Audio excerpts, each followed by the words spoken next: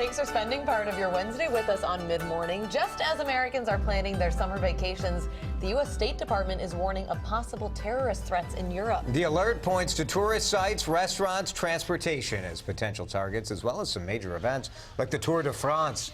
But that may not be a problem for many. 2/3 of Americans say they're planning on taking their vacations closer to home, according to a survey by Wallet Hub. But that's not necessarily a response to this. That's just, typically that's how we vacation, right? We're going to do it closer to home. When you look at what's going on in Europe this summer, there are a couple of really big events. We mentioned the Tour de France. There's the European Soccer Championship in France from June 10th to July 10th. People have had their tickets for that for almost a year now. That is a long stretch of time in France, especially, which is known for being a bit of a draw for terrorists. When you see an alert like this, Matt, what are we supposed to do with this? Well, I think it's a factor, right? If you are planning a trip, like, I think I'd like to go to Europe this summer. You haven't picked your country yet. Maybe that takes France out of the equation for you. It's got to be a part of that thinking process. Yeah, Molly, a little bit. It feels like if you, you want to be aware, you want to be alert, but if you say cancel your plans, or that's what terrorism is. You've been terrorized now. Exactly, and they're winning that way.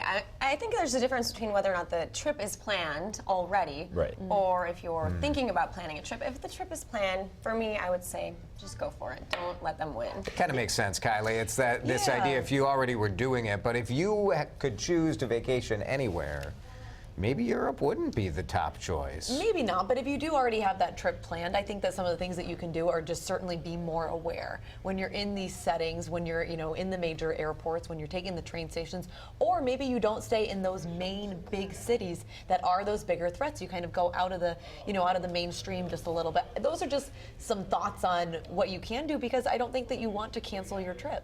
It's a tricky thing. I'm going to Spain this summer, and you say, like, all right, this is an alert from now through August 31st. It is not tied to a specific threat. Right. It's a general warning of saying, like, hey, if terrorists were going to act, Europe would be a logical place for them to act. I'm not going to cancel my trip to Spain because of this. And I'm not going to not go to Barcelona or Madrid because of it either. But you think about, after 9/11, we were heightened all across the U.S. here. So there is so much more security that does go into place when you have that alert set up.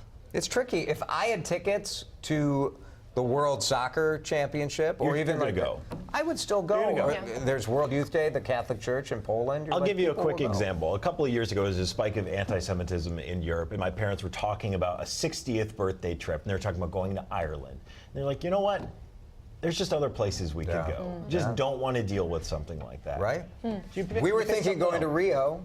And we decided, just not deal with it. Just too much of a mess. Back to Europe then. I know, and now what? Duluth. I'll go to Duluth. Yeah, safe there. Grand Marais lovely this time. Grandma's is coming up in a couple of weeks. Yeah, marathon that's a big time, one. Right? I'm